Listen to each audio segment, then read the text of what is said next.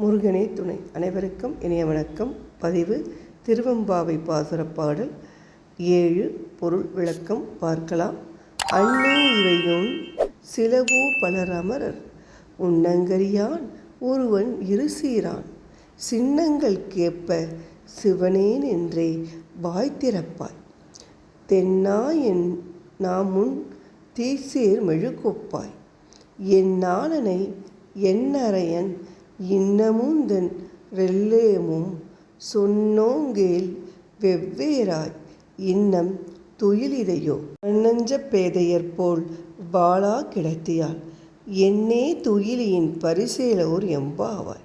பொருள்: தாயினும் மேலான பெண்ணே, உனது சிறப்பு தன்மைகளில் இந்த தூக்கமும் ஒன்றோ?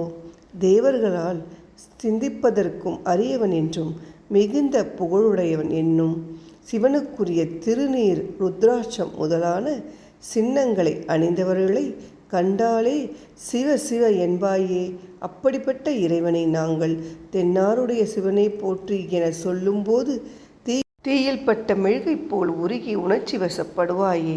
அந்த சிவன் எனக்குரியவன், என் தலைவன், இனிய அமுதம் என் போன்றவன் என்றெல்லாம் நாங்கள் புகழ்கின்றோம். இதெல்லாம் கேட்டும் இன்று உன் உறக்கத்திற்கு காரணம் என்ன பெண்ணே? பெண்களின் நெஞ்சம் இறுகி போனதாக இருக்கக்கூடாது.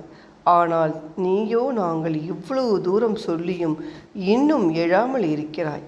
அந்த தூக்கத்தை நீ என்ன ஒரு பரிசாக கருதுகிறாயா? விளக்கம்: அதை காலை வேளையில் தூங்கவே கூடாது. நம் பணிகள் காலை 4:30க்கெல்லாம் துவங்கிவிட வேண்டும்.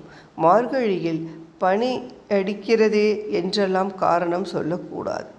எல்லா தட்பவெப்பங்களுக்கும் தகுந்தாற்போல நம் உடலை பயன்படுத்தி கொள்ள வேண்டும்.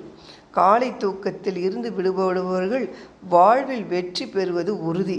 சூரியனை பார்க்காத ஒவ்வொரு நாளும் வீணே என்கிறது சாஸ்திரம். நாளை திருவெம்பாவை பாசுரம் 8 பார்க்கலாம். நன்றி, வணக்கம்.